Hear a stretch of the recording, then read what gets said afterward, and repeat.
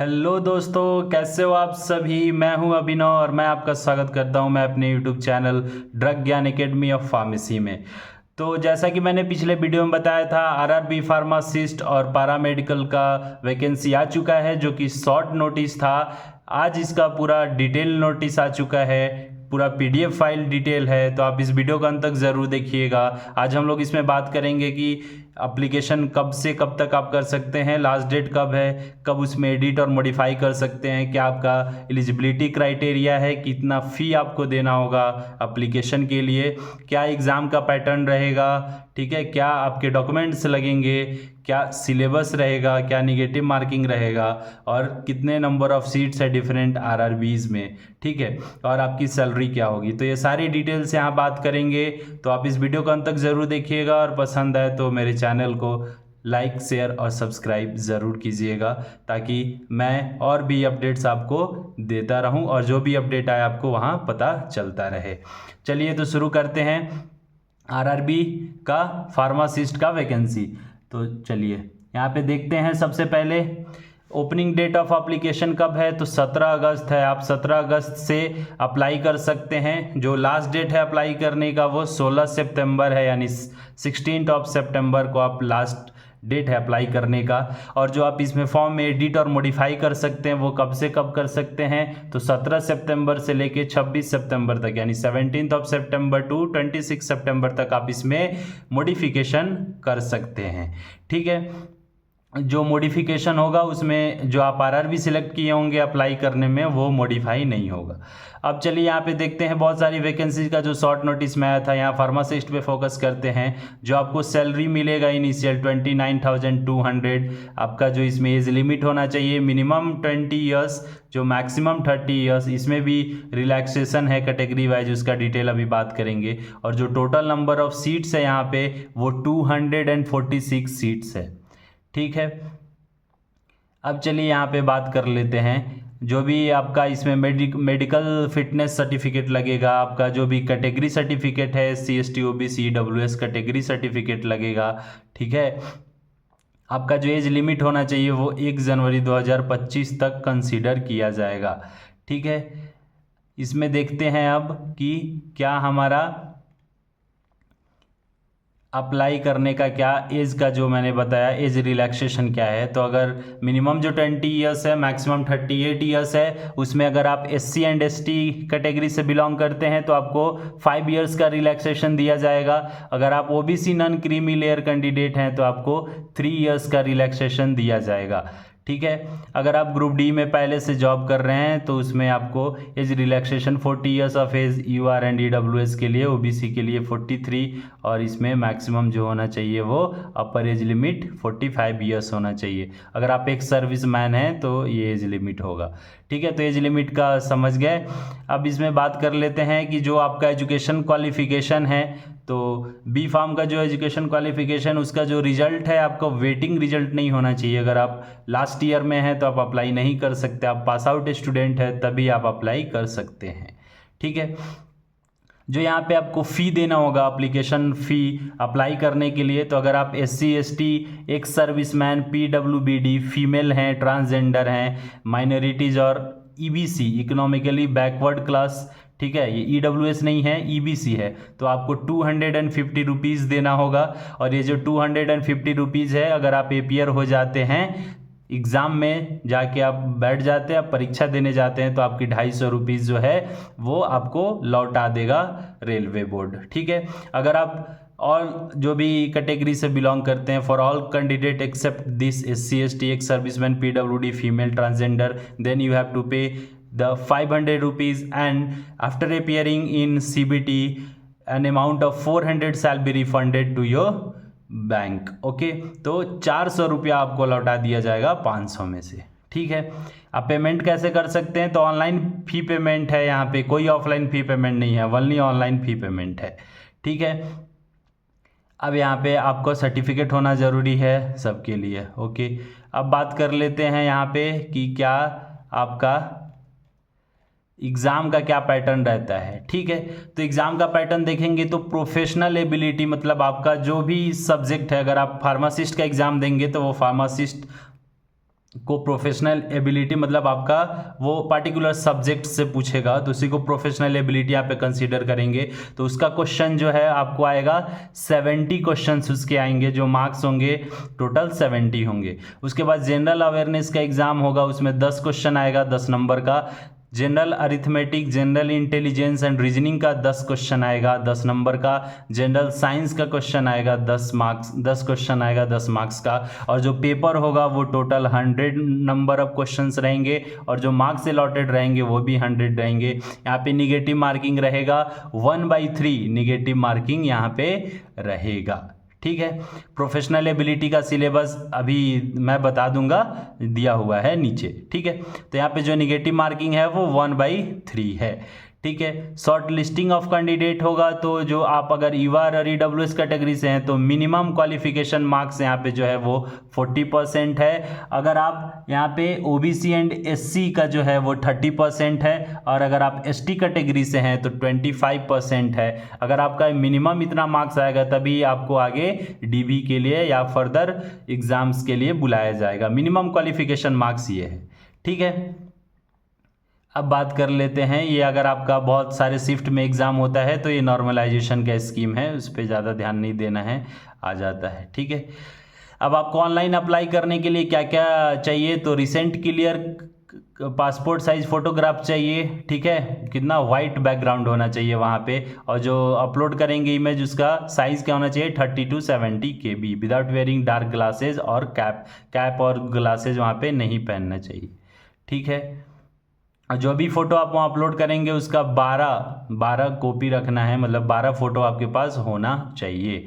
ठीक है, लगेगा। Scanned JPG image of candidate signature आपको चाहिए हैंड राइटिंग में, है ना, जो आप साइन करते हैं वो साइन अपलोड करेंगे। फिर आपका SC/ST सर्टिफिकेट है, PWD सर्टिफिकेट है, जो भी आपका सर्टिफिकेट होगा वो वहाँ अप्लाई करेंगे। तो इतने सारे RRB हैं, अहमदाबाद, अजमेर, बेंगलुरु, भोपाल, भुवनेश्वर, बिलासपुर, चंडीगढ़, चेन्नई, गोरखपुर, गुवाहाटी, जम्मू, श्रीनगर, कोलकाता, मालदा, मुंबई, मुजफ्फरपुर, पटना, प्रयागराज, रांची, सिकंदराबाद, सिलीगुड़ी, तिरुवनंतपुरम।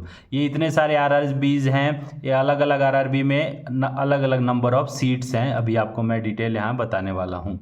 ठीक है, अब यहाँ पे देख सकते हैं आप, ये चलिए यहाँ पे देखते हैं कि क्या आपका स्टेज ऑफ रिक्रूटमेंट प्रोसेस, जो भी एब्रिविएशन यूज हुआ है CBT मतलब कंप्यूटर बेस्ड है, उसको ध्यान नहीं देना है।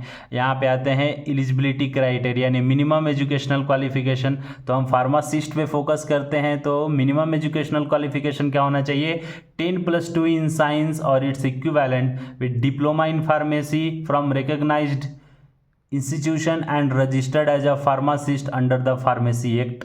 ठीक है, अगर आप 10+2 हैं बायोलॉजी से और अगर आपने D फार्मा किया है और आपका रजिस्ट्रेशन है तो आप एलिजिबल हैं, या फिर आपने B फार्मा पढ़ा है यानी बैचलर डिग्री इन फार्मेसी के पास आपका डिग्री है तो आपको B फार्म होना चाहिए और साथ में क्या होना चाहिए आपको रजिस्ट्रेशन नंबर होना चाहिए यानी registered as a pharmacist under the pharmacy act.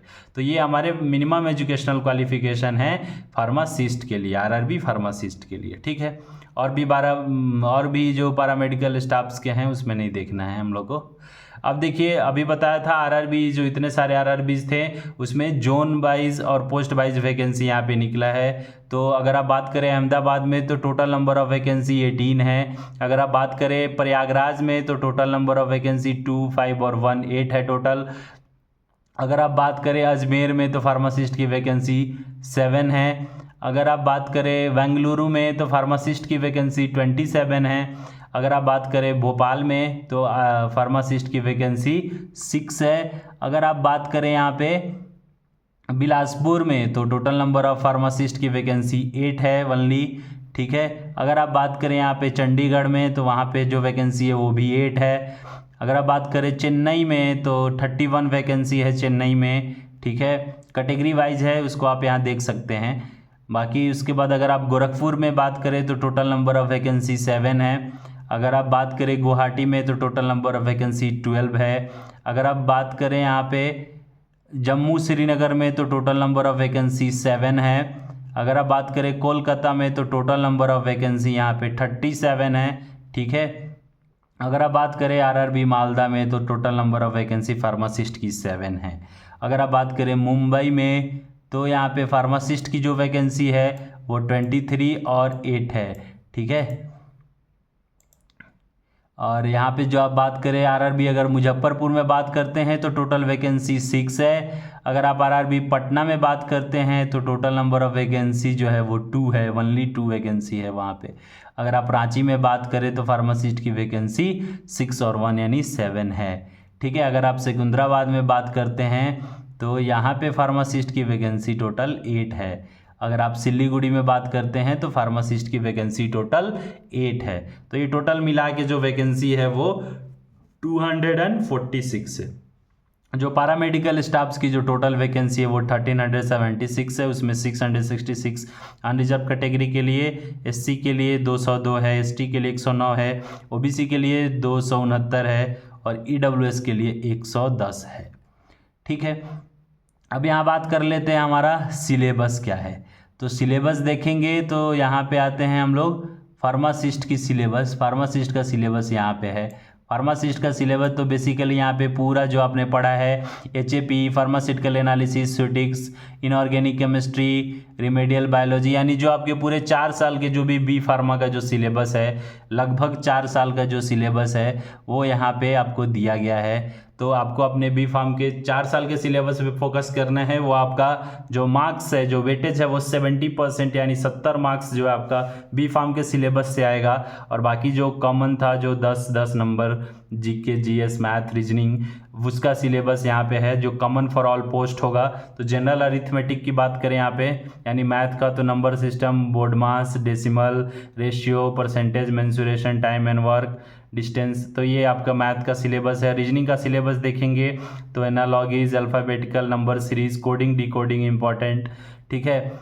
Relationship, jumbling, Venn diagram, data यानी डीआई, ठीक है। कंक्लूजन, डिसीजन मेकिंग, ये सब है। जनरल अवेयरनेस की बात करें तो आपका करंट अफेयर, थोड़ा सा जियोग्राफी, हिस्ट्री ऑफ इंडिया यानी फ्रीडम स्ट्रगल से आएगा, पोलाइटी यानी पॉलिटिकल साइंस, फिर उसके बाद इंडियन इकोनॉमी, फिर उसके बाद जो वर्ल्ड स्पोर्ट्स जो भी है, करंट अफेयर्स, हिस्ट्री उससे रिलेटेड आता है। और जो जनरल साइंस की बात करें तो physics, chemistry and life science up to the 10th standard CBSE syllabus.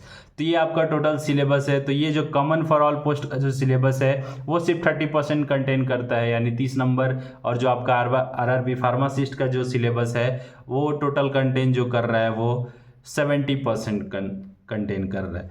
तो ये रहा हमारा डिटेल यहाँ पे कि क्या क्या आपको, क्या सिलेबस हो गया, क्या एलिजिबिलिटी क्राइटेरिया हो गया, एज लिमिट हो गया, फ़ी के बारे में बता दिया, नंबर ऑफ सीट्स बता दिया, कब से शुरू होगा, कब ख़त्म होगा, कब एडिट कर सकते हैं, ये सब बता दिया। SC/ST कैंडिडेट का कास्ट सर्टिफिकेट का ये फॉर्मेट होता है, OBC NCL का ये फॉर्मेट होता है, ठीक है। उसके बाद आपका देखेंगे तो EWS के लिए ये फॉर्मेट होता है यहाँ पे। तो ये सब जो भी अगर आप कैटेगरी से बिलोंग कर रहे हैं तो आपको चाहिए। मेडिकल फिटनेस का ये सर्टिफिकेट है, सर्टिफिकेट ऑफ डिजेबिलिटी है ये, ओके। अब बात करते हैं यहाँ पे, तो ये हमारा डॉक्यूमेंट्स आप यहाँ पे दे सकते हैं, ठीक है। अगर आप इम्प्लाई कोटा से हैं तो इम्प्लाई कोटा अवेल करने के लिए आपको प्रूफ देना पड़ेगा। तो ये रहा हमारा डिटेल, यहाँ पे बात किया हमने आज टोटल। तो आप इसमें पूरे इसको अच्छे से फॉर्म को फिल करेंगे। अगर कहीं भी कोई प्रॉब्लम होता है तो आप हमारे व्हाट्सअप नंबर पे कांटेक्ट कर सकते हैं या फिर आप यहाँ कमेंट करके भी बता सकते हैं। आपको फास्ट रिप्लाई दिया जाता है, आपके सारे प्रॉब्लम्स को सॉल्व करने की कोशिश की जाती है। तो ये रहा डिटेल, आज हम लोगों ने बात किया। अगर आपको ये पूरा इन्फॉर्मेशन समझ में आया, अगर आपको सारी चीज़ें क्लियर हो गई, तो पसंद आया वीडियो तो आप इस चैनल को सब्सक्राइब ज़रूर करें और अपने दोस्तों के साथ भी शेयर करें ताकि उनका भी कुछ डाउट हो तो वो भी हमें पता चल सके और उसका सॉल्यूशन हम देने की कोशिश करेंगे। बाकी इस चैनल पे मैं जो भी वो 30% था उसका थोड़ा थोड़ा पार्ट कराऊंगा, तो आप यहाँ पे जुड़े रहेंगे। 70% पार्ट के लिए भी टॉपिक्स यहाँ पे पढ़ाया जा रहा है, जैसे कि आप HAP का टॉपिक है वो भी पढ़ा रहा हूँ मैं, मेडिसिनल केमिस्ट्री का पढ़ा रहा हूँ अभी। First semester, third semester, fourth, fifth, six सब सेमेस्टर का यहाँ पे पढ़ाया जाएगा और वो 30% के लिए भी यहाँ पे बताया जाएगा, क्वेश्चंस प्रैक्टिस कराया जाएगा।